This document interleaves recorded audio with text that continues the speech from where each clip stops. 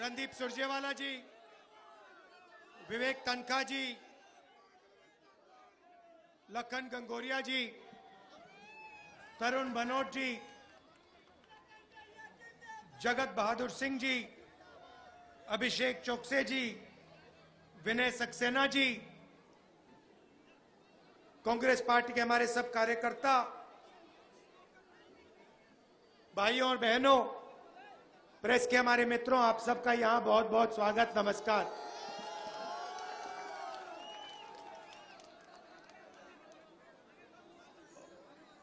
मुझे कहा गया है कि यहां पर हमारे दलित भाइयों और बहनों की आबादी ज्यादा है। सही कहा है? सही है? आपने अभी मुझे अंबेडकर जी की मूर्ति दी, देखा होगा आपने, है ना? देखा। अंबेडकर जी ने अपनी पूरी जिंदगी किस बात में लगा दी? हां, दलितों को मदद करने के लिए, उनका उत्थान करने के लिए अंबेडकर जी ने अपनी पूरी जिंदगी दी। सही? आपने नरेंद्र मोदी जी का भाषण सुना होगा। कुछ दिन पहले वो कहते हैं हिंदुस्तान में कोई जाति नहीं है, कहते हैं हिंदुस्तान में सिर्फ एक जात है, वो है गरीब। तो जिनको हम दलित कहते हैं, जिनके खिलाफ हर रोज अत्याचार होता है, नरेंद्र मोदी जी कहते हैं देश में दलित है ही नहीं। हर भाषण में कहते हैं मैं ओबीसी हूं, और फिर जैसे ही मैंने जाति जनगणना का सवाल उठाया, जैसे ही मैंने यह कहा कि भैया पता लगाना है इस देश में आदिवासी कितने, दलित कितने, ओबीसी कितने, नरेंद्र मोदी जी कहते हैं मेरी तो जात नहीं है, हिंदुस्तान में जात नहीं है, सिर्फ गरीब है। तो मैं आपको 2-3 आंकड़े देना चाहता हूं, उससे आप समझ जाएंगे हिंदुस्तान में जात है या नहीं। आपने देखा होगा, मैं कन्याकुमारी से 4000 किलोमीटर पैदल कश्मीर तक चला। मीडिया में देखा होगा, आपने देखा। रास्ते हजारों लाखों लोगों से मैं मिला, युवाओं से, बेरोजगार युवाओं से, किसानों से, मजदूरों से, और जहां भी मैं गया सबसे बड़े मुद्दे बेरोजगारी, सबसे बड़े मुद्दे बेरोजगारी और महंगाई। कन्याकुमारी से लेकर कश्मीर तक अगर मैं किसी युवा से पूछता भैया क्या करते हो, क्या पढ़े, मुझे कहेंगे इंजीनियरिंग पढ़ा, मेडिकल पढ़ा, लॉयर बनने का मैंने पढ़ाई की। फिर मैं पूछा भाई करते क्या हो? बेरोजगार। सबसे बढ़िया उदाहरण, रेलवे स्टेशन में मुझे एक कुली मिलता है, मुझे कहता है राहुल जी मैंने तो सिविल इंजीनियरिंग की, मैंने हजारों रुपए अपने दिए और आज मैं कुली का काम कर रहा हूं। पूरे देश में ये। अब बेरोजगार युवा मुझे मिले, मैं उनसे पूछूं भैया तुम्हारी जात क्या है? कोई कहता है मैं ओबीसी हूं, कोई कहता हूं मैं दलित हूं, कोई कहता हूं मैं आदिवासी हूं।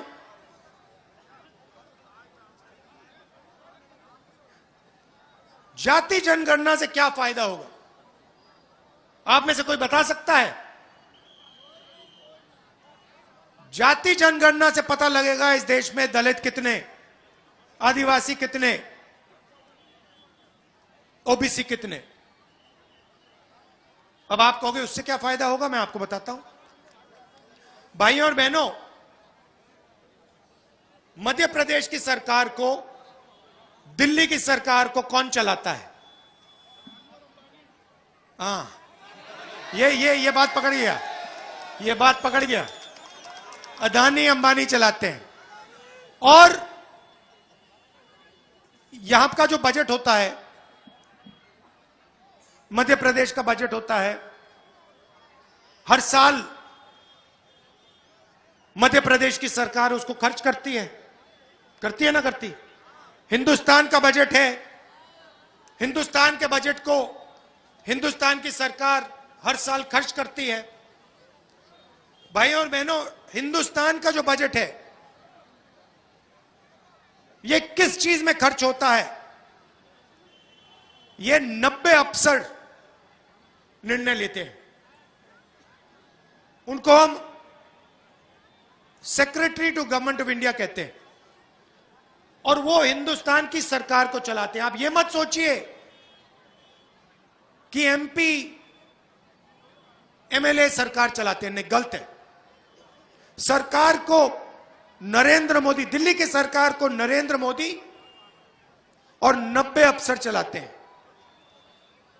और मध्य प्रदेश को शिवराज चौहान और 53 अफसर चलाते हैं। सही? हर बच्चा आईएएस में जाना चाहता है। क्यों? क्योंकि वो जानता है अंत में सरकार को आईएएस अफसर चलाते हैं। तो छोटा सा सवाल, आपसे सवाल, दिल्ली की सरकार को 90 अफसर चलाते हैं, सही?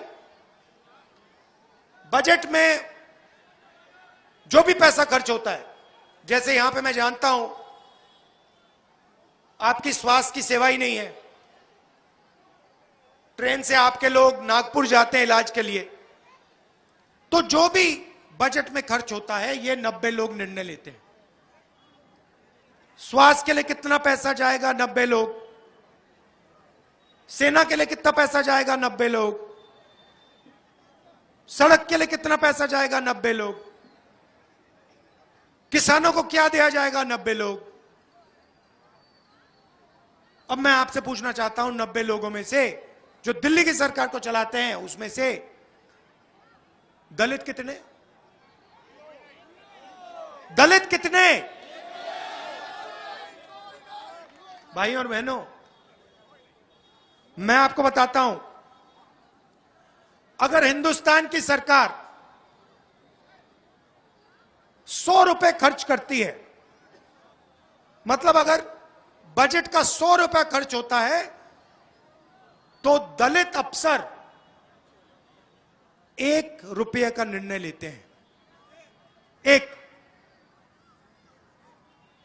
मतलब 100 रुपए में से दलितों की भागीदारी 1 रुपया। और अगर 90 अफसर हैं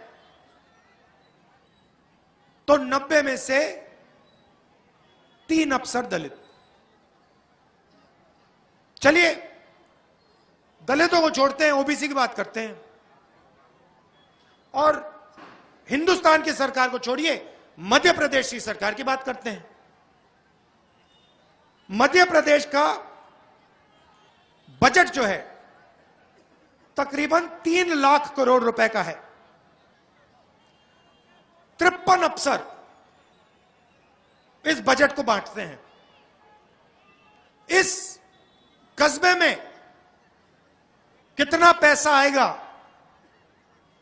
आपके स्वास्थ्य के लिए कितना पैसा आएगा, आपके बच्चों की शिक्षा के लिए कितना पैसा आएगा, ये 53 अफसर शिवराज चौहान जी के साथ निर्णय लेते हैं। भाइयों और बहनों, मजे की बात सुनिए, मध्य प्रदेश के 53 अफसरों में से पिछड़े वर्ग का सिर्फ एक अफसर है। मोदी जी कहते हैं मध्य प्रदेश की सरकार ओबीसी की सरकार है। 53 अफसरों में से एक अफसर ओबीसी वर्ग का है। और आप जानते हो यह अफसर बजट में से कितने प्रतिशत का निर्णय लेता है? कोई जानता है? 0.1। मतलब ओबीसी की सरकार है। मोदी जी कहते हैं ओबीसी की सरकार है, ओबीसी का चीफ मिनिस्टर। और 100 रुपए में से 33 पैसे का निर्णय ओबीसी अफसर करते हैं। ठीक से सुनो, नरेंद्र मोदी कहते हैं ओबीसी की सरकार है और भागीदारी आपकी 100 रुपए में से 33 पैसे की है। 100 रुपए में से 33 पैसे की। और दिल्ली की सरकार में 100 रुपए में से दलितों का 1 रुपया। और फिर ये लोग कहते हैं कि ओबीसी की सरकार है, दलित तेजी से आगे बढ़ रहे हैं। इसलिए मैंने कहा कि देखिए, दूध का दूध पानी का पानी कर देते हैं। कैसे करेंगे? आपको कभी चोट लगी है? लगी? किसी के यहां पे टांग टूटी कभी? आपकी? जब आपकी टांग टूटी थी, पहला काम क्या किया आपने? अस्पताल गए। अस्पताल में आपने एक्सरे मांगा। आपने कहा कि भैया मुझे लग रहा है टांग टूटी है, मुझे एक्सरे चाहिए। एक्सरे हुआ, डॉक्टर ने कहा कि देखो भैया एक्सरे हुआ है, आपकी टांग टूटी। इसलिए मैं कह रहा हूं मध्य प्रदेश और हिंदुस्तान का एक्सरे होना चाहिए। करा दो एक्सरे और पता लगाओ हिंदुस्तान की सच्चाई क्या है। मुझे दिख रहा है कि ओबीसी वर्ग को, दलित वर्ग को, आदिवासी वर्ग को दर्द हो रहा है, जबरदस्त दर्द हो रहा है। अब मैं कह रहा हूं कि भैया एक्सरे करा दो, पता लगा दो कि इस देश में आदिवासी कितने हैं, दलित कितने हैं, ओबीसी कितने हैं और ओबीसी में कौन सी जात कितनी है। मेरा आपसे सवाल है, आपकी भागीदारी, दलितों की भागीदारी 1% से कम है। क्या आपकी आबादी 1% से कम है? तो जितनी आपकी आबादी है उतनी आपकी भागीदारी होनी चाहिए।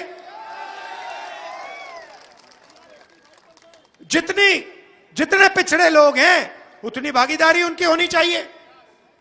अब भैया मुझे बताओ, मध्य प्रदेश में पिछड़ों को 53 अफसर में से 1 अफसर मिला है। 100 रुपए में से 33 पैसे ओबीसी अफसर खर्च करते हैं, निर्णय लेते हैं। क्या ओबीसी की आबादी 0.3% है मध्य प्रदेश की? क्या नहीं? मैं आपको आज बता रहा हूं कि ओबीसी की आबादी कम से कम 50%, 55% है। अगर आपकी आबादी 55% है तो सरकार चलाने में आपका सिर्फ 1 अफसर क्यों? और वो अफसर, उसको कोई काम नहीं दिया, वो बैठा रहता है। 100 रुपए में से सिर्फ 33 पैसे का निर्णय लेता है। जब मैंने ये बात पार्लियामेंट में रखी, नरेंद्र मोदी चुप हो गए।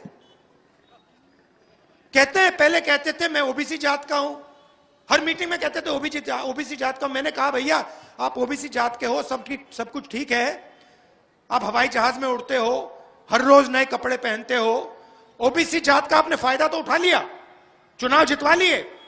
मगर जब ओबीसी जात की भागीदारी की बात आती है तो आप कहते हो हिंदुस्तान में कोई जात नहीं, ना कोई दलित, ना कोई आदिवासी, ना कोई ओबीसी। वोट लेने जाते हो, कहते हो भैया मैं ओबीसी हूं।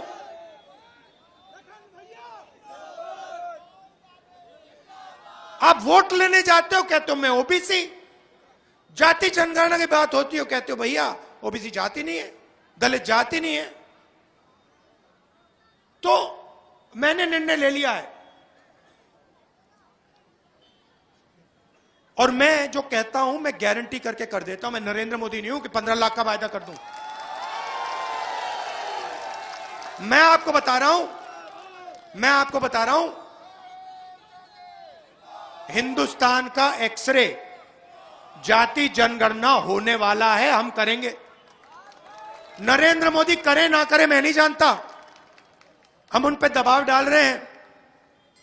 कर दें तो अच्छा है, नहीं करे तो मध्य प्रदेश में भी कांग्रेस पार्टी की सरकार करेगी और हिंदुस्तान में भी कांग्रेस पार्टी की सरकार करेगी। और फिर जो आपका हक बनता है, जो ओबीसी युवाओं का हक बनता है, दलित युवाओं का हक बनता है, आदिवासियों का हक बनता है, वो हक हम आपको दिलवा देंगे। मतलब मजाक बना रखा है। रोज कहते हैं ओबीसी की सरकार है और आपकी कोई भागीदारी नहीं है। नफरत फैलाते हैं, बात समझिए आप, नफरत फैलाते हैं। एक धर्म के लोगों को दूसरे धर्म से लड़ाते हैं, एक जात को दूसरी जात से लड़ाते हैं, मगर जो भागीदारी ओबीसी वर्ग की, दलित वर्ग की, आदिवासी वर्ग की होनी चाहिए, वो नहीं मिलती। और आप जानते हो यहां पे मध्य प्रदेश में सबसे ज्यादा बेरोजगारी है। यहां पे बेरोजगार युवा हैं, हाथ उठा के दिखाओ। ये देखो, मजा देखो, ये देखो, ये है शिवराज चौहान जी का कमाल। ये देखो, बेरोजगार युवा, हाथ उठा के दिखाओ मुझे। ये है, ये सेना खड़ी हुई है, ये जिंदगी भर अपना टाइम जाया कर रहे हैं। भाई और बहनों, आपसे कहा इंजीनियर बनो, डॉक्टर बनो, लॉयर बनो, आपने अपने जेब से माता पिता का पैसा डाल के इंजीनियरिंग कॉलेज, मेडिकल कॉलेज में जाके दिया। पता लगा अदानी जी ने, अंबानी जी ने सारे के सारे रोजगार खत्म कर दिया हिंदुस्तान में। भाई और बहनों, जीएसटी से आपको फायदा हुआ? जीएसटी किसके लिए की गई? अदानी के लिए की गई, अदानी के लिए। अदानी जी, आप बिजली का प्रयोग करते हो ना, आप एक का बात समझ लो, जैसे ही आप वो स्विच ऑन करते हो ना घर में, वैसे ही अदानी जी के जेब में पैसा जाता है डायरेक्ट। मैं बताता हूं कैसे। अदानी जी ऑस्ट्रेलिया से कोयला खरीदते हैं, ठीक है? ऑस्ट्रेलिया से यहां आते आते कोयला का दाम डबल कर देते हैं। वहां खरीदते 100 रुपए का है, यहां आते आते दुगना हो जाता है, ठीक है? और फिर जो वहां से अदानी जी फायदा लेते हैं, आप बिजली के बिल जो बढ़ता है, वो पैसा आपके जेब से निकलकर सीधा अदानी जी की जेब में जाता है। और उदाहरण चाहते हो और देता हूं। यहां पे मध्य प्रदेश में करोड़ों किसान हैं। मजे की बात आपको बताता हूं। नरेंद्र मोदी जी फसल बीमा योजना लाए, नाम सुना है आपने? नाम सुना है? फसल बीमा योजना में हिंदुस्तान की सरकार, मध्य प्रदेश की सरकार तकरीबन 30,000 करोड़ रुपए डालती है और हमारे किसान तकरीबन 5,000 करोड़ रुपए डालते हैं। अच्छा भैया, जो सरकार पैसा डालती है कहां से आता है? जीएसटी से। तो जीएसटी से आपसे पैसा लेते हैं, ठीक है। 30,000 करोड़ रुपए आपकी जेब से निकाला, आपने पेट्रोल खरीदा जीएसटी, आपने खाना खाया जीएसटी, आपने कुछ खरीदा, ये शर्ट खरीदी जीएसटी, पैसा आया 30,000 करोड़ रुपए फसल बीमा योजना में गया। नरेंद्र मोदी जी ने कहा नई योजना लाया हूं, ठीक है। अब जब किसान का खेत पर ओला गिरता है, बारिश आती है, नुकसान हो जाता है, आंधी आती है, किसान जाता है कंपनी के पास, कहता है भैया देखो मैंने पैसा भरा था, मुझे पैसा दो, बीमा का पैसा दो। कंपनी उससे कहती है भैया हम तुम्हें पैसा नहीं देने वाले, तुम्हारे डिस्ट्रिक्ट में नुकसान नहीं हुआ, तुम्हें हम पैसा नहीं देंगे। 30,000 करोड़ रुपए भाई और बहनों 16 कंपनी को मिला है। 16 कंपनी को 30,000 करोड़ रुपए मिला है आपका। अब सवाल, उस कंपनी में दलित कितने, आदिवासी कितने, पिछड़े कितने, बता दो।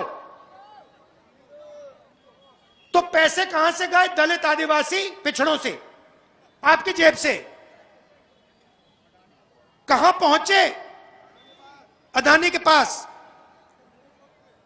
16 कंपनियों के पास। आपसे कहा भैया बहुत अच्छी योजना चलाई हमने, बीमा योजना। आपको पता भी नहीं लगा कि आपकी जेब से जीएसटी से पैसा गया, उठ गुजर गया, 16 कंपनियों के पास गया, उठा के ले गए।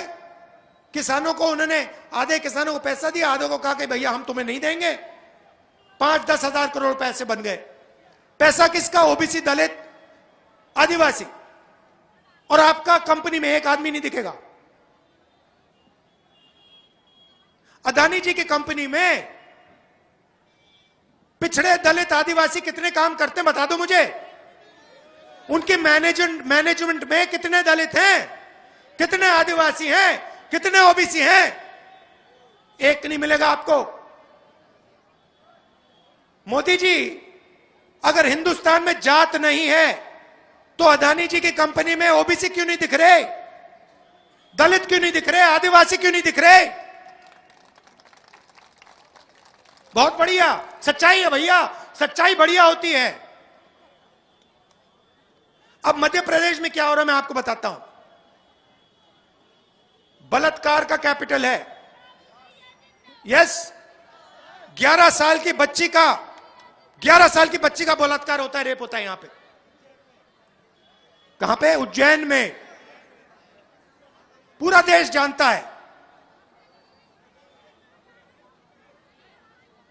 बेरोजगारी का कैपिटल, बलात्कार का कैपिटल। अच्छा, आपने वो वीडियो देखा, वो मंत्री का बेटा जो है, क्या नाम है उसका, तोमर वाला वीडियो देखा आपने? देखा? अच्छा एक बात बताओ, तोमर जी का वायरल वीडियो आपने देखा? बेटे का वीडियो देखा? मैंने भी देखा। वो वहां पे कभी 15 करोड़ की बात हो रही है, कभी 100 करोड़ की बात हो रही है, कभी 25 करोड़ की बात हो रही है, कभी यहां पैसा ट्रांसफर करो, वहां पैसा ट्रांसफर करो, इधर पैसा ट्रांसफर करो। देखा ना आप सबने?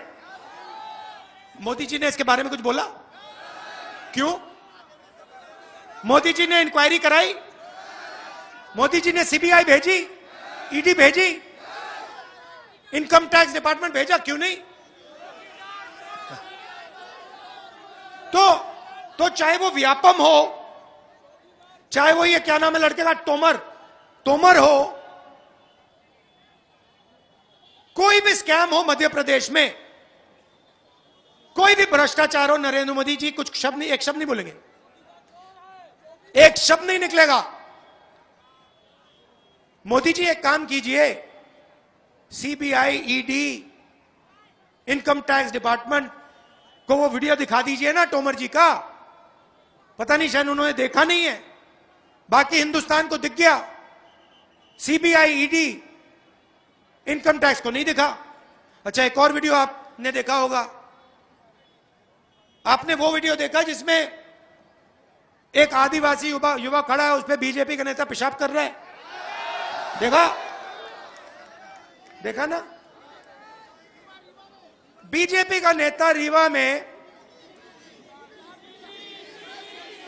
सिद्धि में, सॉरी, बीजेपी का नेता सिद्धि में आदिवासी युवा के ऊपर पेशाब करता है। नरेंद्र मोदी जी कहते हैं हिंदुस्तान में जाति नहीं है। आपने कभी बीजेपी के नेता को किसी जानवर पर पेशाब करते हुए देखा है? नहीं, मैंने तो कभी नहीं देखा। मगर वही नेता आदिवासी युवा पर पेशाब करके वीडियो को वायरल कर रहा है। दलितों पर सबसे ज्यादा अत्याचार इस प्रदेश में है।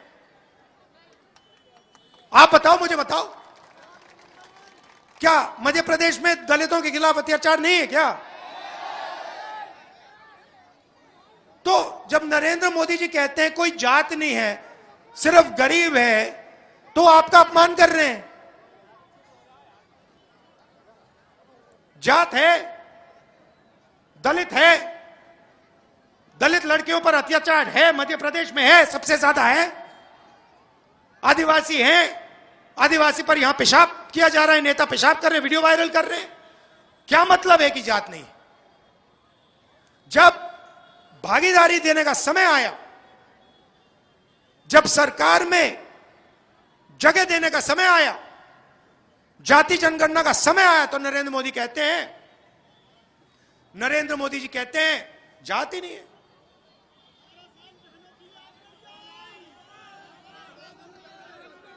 और पूरा मध्य प्रदेश जानता है यहां पे क्या हालत है। मुझे गाड़ी में बता रहे थे कि यहां से ट्रेन जाती है, बीमार लोगों को ले जाती है नागपुर, वहां पे इलाज होता है।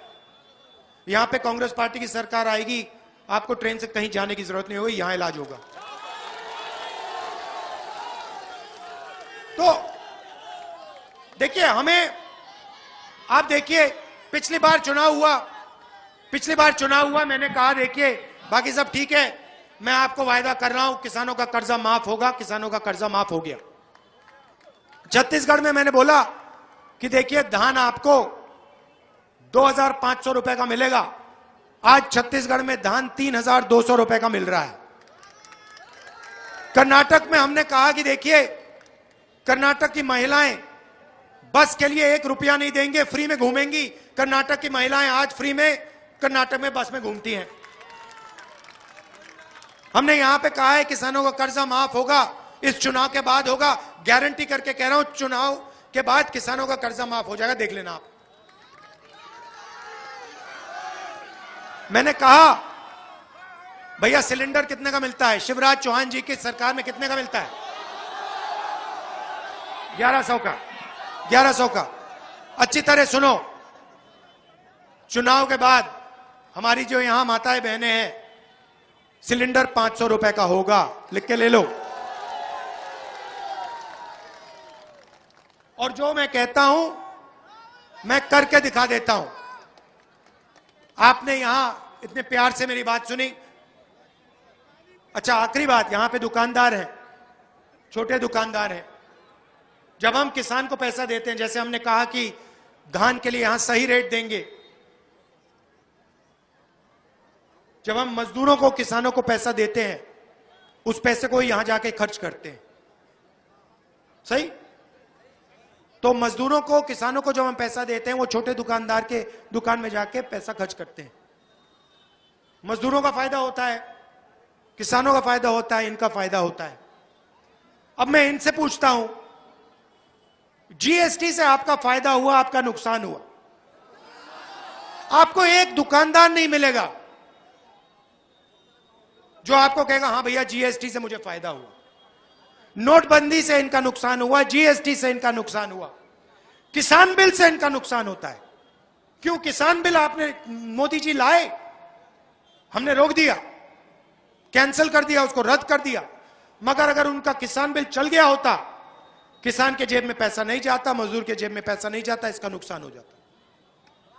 तो हमारी सरकार जो है किसानों को, मजदूरों को, छोटे व्यापारियों की मदद करती है। अच्छा, यहां जो बेरोजगार युवा हैं, आप बेरोजगार क्यों हो? आपने कभी सोचा? मोदी के वजह से, शिवराज के वजह से। क्यों? मैं आपको बताता हूं। देश को, प्रदेश को रोजगार छोटे दुकानदार देते हैं, छोटे व्यापारी देते हैं, स्मॉल मीडियम बिजनेस वाले देते हैं। ठीक है, अदानी जी, अंबानी जी, ये लोग देश को रोजगार नहीं देते हैं, ये बहुत कम लोगों को रोजगार दे पाते हैं। ये जो हैं, जो छोटे कारखाने चलाते हैं, स्मॉल स्केल मैन्युफैक्चरिंग करते हैं, दुकान चलाते हैं, ये लोग देश को रोजगार देते हैं। नरेंद्र मोदी जी की सरकार ने, शिवराज चौहान जी की सरकार ने इन लोगों की रीढ़ की हड्डी तोड़ दी है। कैसे? जीएसटी और नोटबंदी से। जब तक, मैं आपको बता रहा हूं, आप लोग जब तक इस देश के छोटे दुकानदार, छोटे व्यापारी, small scale manufacturing unit, medium scale manufacturing unit अपने पैरों पर नहीं खड़े होंगे, तब तक आप सब लोग बेरोजगार मिलोगे। तो यह बदलाव हम लाना चाहते हैं। हमारा फोकस किसान, मजदूर, छोटे व्यापारी, small scale business, small scale manufacturing, medium scale manufacturing पे है। हम बैंक के दरवाजे इन लोगों के लिए खोल देंगे। और आज जो यहां पे लोग, युवा हाथ उठा के कह रहे हैं हम बेरोजगार हैं, 5 साल बाद हम आएंगे, यही सवाल मैं फिर से पूछूंगा, दिखेंगे नहीं आपको हाथ?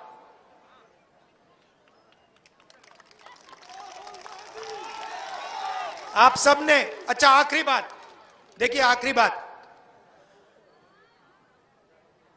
सबसे बड़ा नुकसान, देश का सबसे बड़ा नुकसान नफरत और हिंसा से होता है। सही?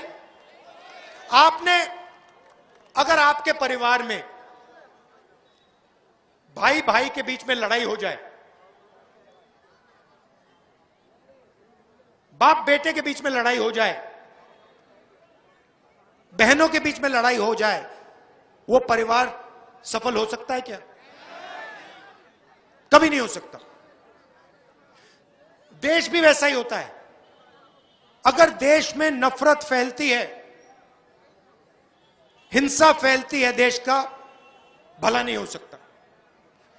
मैंने यात्रा क्यों की? 4000 किलोमीटर चलना आसान बात नहीं है भाई और बहनों। आपने मेरी मदद की, आपने पूरी अपनी शक्ति झोंक दी, आपने मुझे मदद की तो मैं कर दिया, मैंने कर दिया। मगर मैं भारत जोड़ो यात्रा पे क्यों निकला? क्योंकि मैं चाहता था कि यह देश जो है मोहब्बत का देश है, नफरत का देश नहीं है।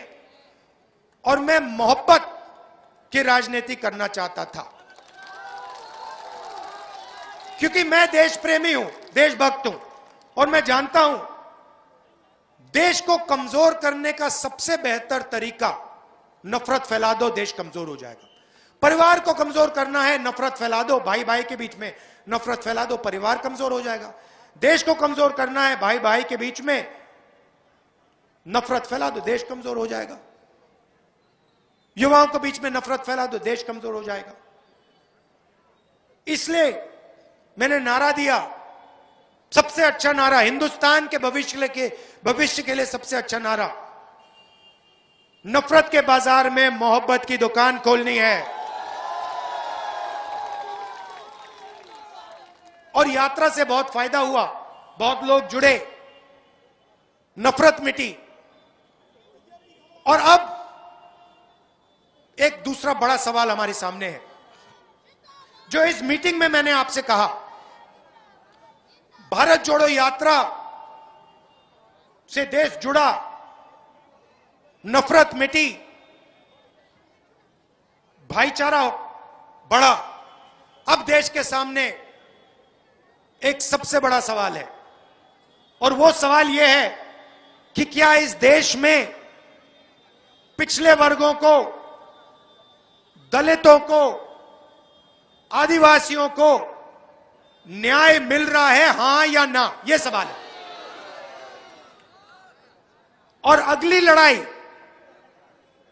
जो मैं जाति जनगणना की बात कर रहा हूं, वो शुरुआत है।